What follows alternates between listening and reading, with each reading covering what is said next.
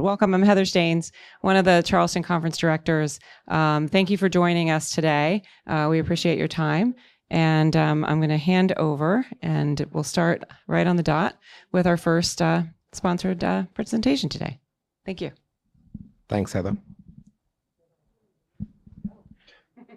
Okay. Welcome, everyone. Good morning, and welcome to the Charleston Conference Asia 2026. First, my sincere thanks to the conference organizers for the opportunity to be part of this inaugural Asia conference and for bringing the important global conversation to Bangkok. Thailand is a fitting host. It's a crossroads of cultures, history, and ideas, exactly what today's session is about. My name is Amit Patnaik, and for the next few minutes, I want to introduce you to research perspectives that are often missing from the global discovery systems, perspectives shaped by Australasia, Oceania, and the Asia-Pacific region.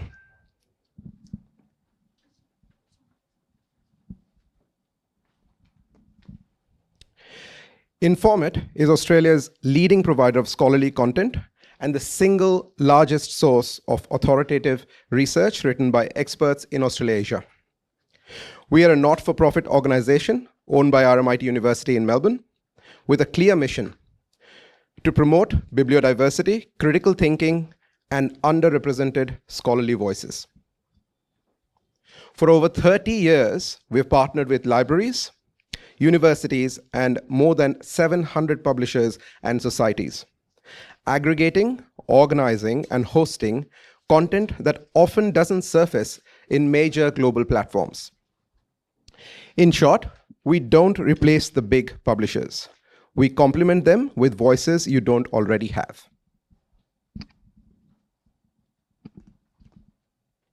Informit Core is our flagship collection, deeply rooted in humanities and social sciences. It covers education, media, arts and culture, families and society, business, allied health, technology, and critically First Nations knowledges. What makes this different is not just the subjects, but the lens. These are perspectives shaped by colonization, migration, governance, regional diplomacy, climate vulnerability, indigenous knowledge systems, and social change in Australasia and the Pacific. For institutions teaching or researching Asia-Pacific issues, this content provides context, nuance, and lived experience that global publishers often miss.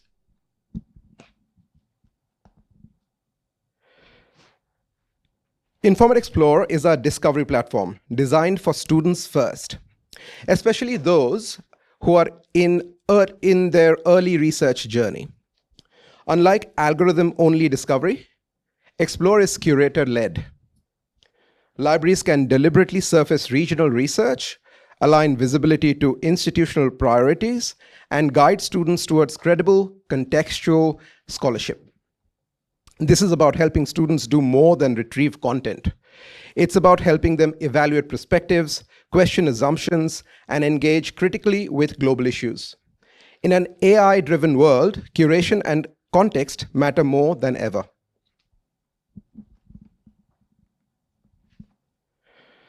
Here's the reality. Australasian scholarship is significantly underrepresented in most Asian and North American academic library collections. Yet demand for diverse global perspectives has never been higher. Informit enables institutions to engage with research shaped by regional history, policy, environments, indigenous voices, and social realities of the Asia-Pacific. If your institution teaches global studies, international relations, education, public policy, health, or social sciences, then these perspectives aren't optional, they are essential. Okay, I'll quickly dive into a live demonstration of the platform so we can see.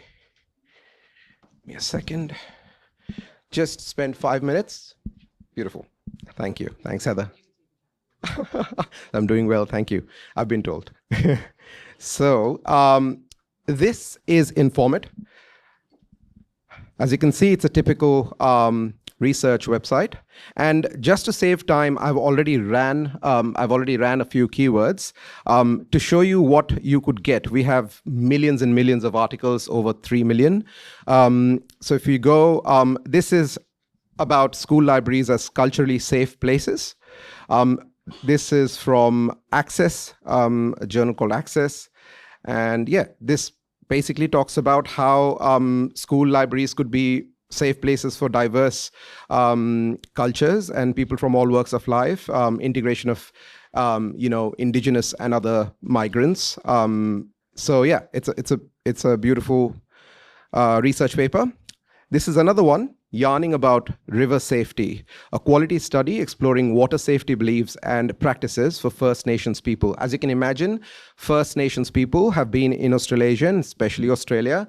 Our Aboriginal people have been there for thousands of years, and in all these years, they have survived and thrived, and therefore they have their own ways of, dealing with waste and water and the things that we are dealing with in the modern world, and we can learn a thing or two from them. So this is a beautiful paper on that. The next one, implementation of inquiry-based education in geography teaching, findings about teachers' attitudes. As you can imagine, countries all around the world, especially in Asia Pacific, they are trying to explore, and some have done really well in this whole idea of getting kids to think critically, and inquiry-based education is being very popular. So this is a one from a geography perspective, geography class in a school setting, and this paper is about that. So moving away from just textbook-based learning to inquiry-based learning. The other one, general surface water management for open-cut mining in the Pilbara, erosion and sediment controls. Australia is known in the world for a few things, and we do some things really well, mining being one. And again, Asia Pacific, other parts of the world can learn again and share with what we have learned so far. So this is a paper on that. It's about an iron ore mine. Investigating coral reef ethnobiology in the Western Solomon Islands for enhancing livelihood resilience. Now this one, as I said, we are not only an Australian company, we aggregate content from the entire Australasian geography, which is Australia, New Zealand, the islands, the Pacific Islands. So again, we know a thing or two with years of working in marine conservation, and this is an example of that. Very quickly, I'll also take you to our other platform, which is Informit Explore. And this, you can see, is that curator-led framework. So you can see that the subjects are already here. So instead, it's a stark difference from this kind of lookout where you just get a Google-style one search bar. And we are now moving into providing these early researchers a search point, a start point in their search, right? So they can know something, they can start somewhere. So just to showcase a little bit of that, who is not, which institution or which country is not dealing with fake news. So we live in a world where it is extremely important, and critical thinking education is extremely important. So these are really good, pieces of works that you could use even to get communities to start acquiring critical thinking. This is another really beautiful magazine which talks about false witness, which is basically, again, how to navigate the fake news world that we live in and how to separate the truth from the false. Artificial intelligence, we have an entire page on that, and many curated articles on that. One that I could think of is, can artificial intelligence be trusted with our human rights? So yeah, we are asking very core questions where legal ramifications and other as a society. So that's it. That's a small presentation from what it is. So I'm just going to go back to 2 more slides and hopefully again stay in time. So just to sum it up, what we consistently hear from libraries is that Informit helps students choose better research topics, conduct meaningful background research, access reliable Australasian and Pacific sources, and discover curated content with a single click. More importantly, it helps students move beyond dominant Western narratives and engage with regional scholarship that reflects real-world complexity. That's the educational impact. Next one, that's my last slide. Thank you. Today's session sparked a question, a gap, or a curiosity. That's exactly the point. I encourage you to trial the platform, and you can all take a picture of that. Sorry, just go that one. Yep, there you go. So if you can take the picture of the QR code. My details are on the screen, and I would love all of you to write me or get in touch, and we can discuss your interest in Informit's databases. Thank you again to the Charleston conference team, and thank you all for being part of this inaugural Asia gathering here in Bangkok. Thank you.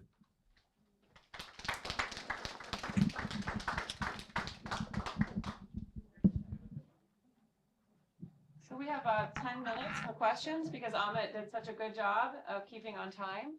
So if you do have a question, you can raise your hand and I'll bring the microphone to you to ask your question. There's also a poll in Whova. If you have the Whova app, there's a poll that you can go to there to answer if you prefer to do that. Does anyone have a question?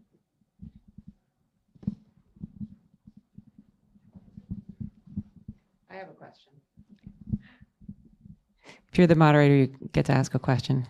So I was just wondering, given the classroom applications for the content in the platform, how closely Informit is working either directly or through publishers with faculty in aligning to their course curriculum.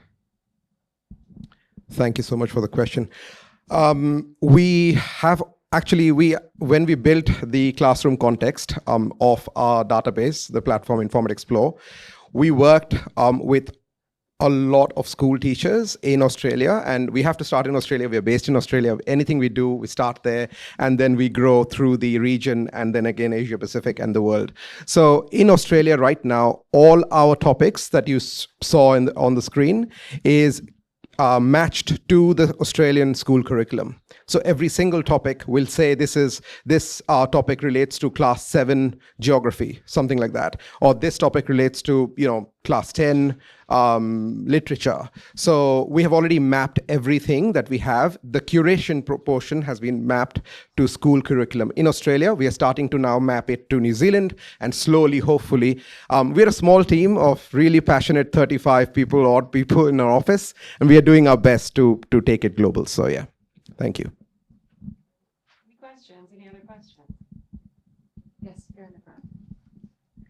Thank you. Thank you for the very insightful presentation. This is I'm Azmin from Malaysia. I think the content is very specific to Australia and New Zealand coverage, but I think the system and the features is, I think, very excellent. Do you have in future to cover contents from, for example, from Asia, Malaysia, Singapore, Indonesia? Thank you. Thank you very much. Thank you again for your question, Asman.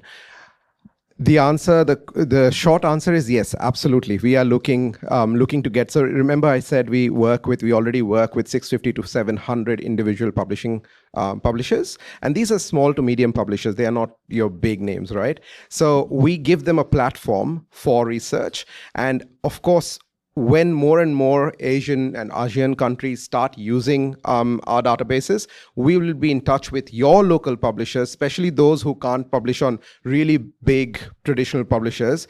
We could put their content on our platform. So absolutely, yes. And we are looking forward to talking and building those partnerships as we go as well in Asia and ASEAN. So yeah.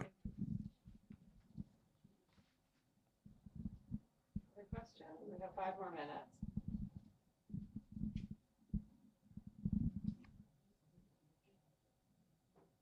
Maybe I can ask another question. Sure. Now, I was just going to add to that we already have articles and content basically from, Fiji and Solomon Islands, and as you can understand, Papua New Guinea. So we are doing it, and we have to do more of it. So yes. Yeah, I mean, what about the India? India is a big market. So are you going to incorporate the Indian content? Yeah, in case you couldn't hear without the microphone, my apologies for not coming back. The question was about incorporation of Indian content. Yes. Indian market is, we completely we understand how big the market is. And the only thing is, what we have right now, our job is right now to hopefully talk to people who are involved with ONUS or in Philbet and other library groups in India to first of all understand whether they see value in comparative studies, if they see value in learning from these parallel, I guess, content that is available in our region. So once we establish that, and let's say a few institutions start using it, then we can do this, back and forth and learn from India as well, and see if we can represent more Indian publishers on our website. The plan really is to be this not-for-profit, middle of the road, I guess, digital publisher in academic research in the entire region of Asia. So India definitely is a huge part of that. And I have actually had some really good conversations already since last night. So let's see what happens. Yeah. Yeah, I did notice some of the publishers were like society publishers as well. Can you give us a little bit of feedback from the publishers and content organizations that you're working with on the value that they see in participating with you? Thank you. Again, just to reiterate, we do, because when I say 700, that's a big number, right? For a geography like Australia. And Heather has rightly pointed out that this is a huge number of that are societies, but these are the people who are doing work at the ground level. Yeah. So, for example, poverty alleviation.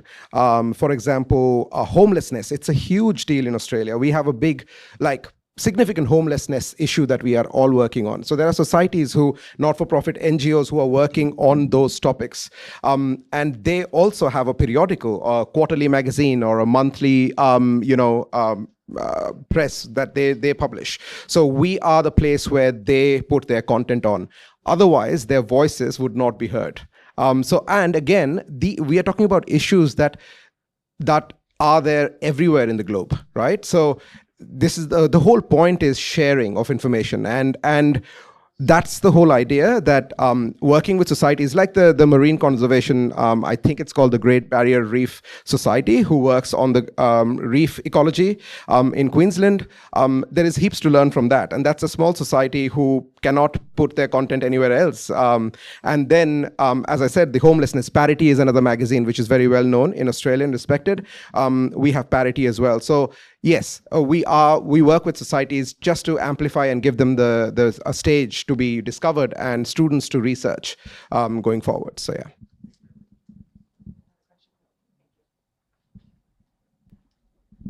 Hi, you mentioned you're a non-profit publisher. What are your views on open access, and how are you trying to get that on board of one of your goals? It's a great question. First of all, I would like to clarify something. We are not a publisher as such. We are an aggregator. Okay, being part of the Informit, being part of the RMIT University umbrella, we are a company wholly owned by the company, by the university. So yes, we are not profit from that stage, or from that angle, I guess. But also, we are not a publisher, and we aggregate content. One of the nuances of being an aggregator, especially partnering with 700 different content providers, is when you talk about open, we already have a significant portion of our journals and articles which are open. That means if you go to Informit right now and start searching, you would get, I don't know, about 20% of everything that we have, about 3 million, would be open. So you can access it without paying a single dollar or subscribing to it. However, for being from the traditional understanding of open, we have to negotiate. We have hundreds of license agreements with all these content providers, and we have to work with them to see how that could work. So there is, all I'm trying to say, it's a little complex when it comes to us making some of our stuff open, which is we are still trying to do that. But this is when the content provider themselves are open and they ask us, don't put us behind a paywall. Let our material just be openly available, right? So that is already happening. But the other end, it's not. We are not a single publisher like McGraw-Hill or Sage or anybody like that who has complete authority to make it open or not. So that's the complexity. We are still working. Open is something we are working on, and AI is something we are working on actively. So we'll see how that works in the complexity that we have to deal with. Thank you. We're just about out of time. If you could be very quick. Sir, is it the content you are providing in the form of journals or conference proceedings or any ebooks or any specific content or? Sure. If you're asking the types of content we provide, there are three major types. I would say 80% of that is your traditional journals and articles. And then there are books, very slight percentage of books and conference proceedings, all three of them. Yes. Thank you. Quick thank you to Amit for presenting to us today. Thank you very much. I can't clap because I don't have any virtual clapping. And you'll be around for the entire conference, so you please look for him. In 10 more minutes, we will have another presentation starting from our friends at Springer Nature. So you're welcome to stay, or you can take a little break and stretch your legs and come back, whatever works for you. Thank you.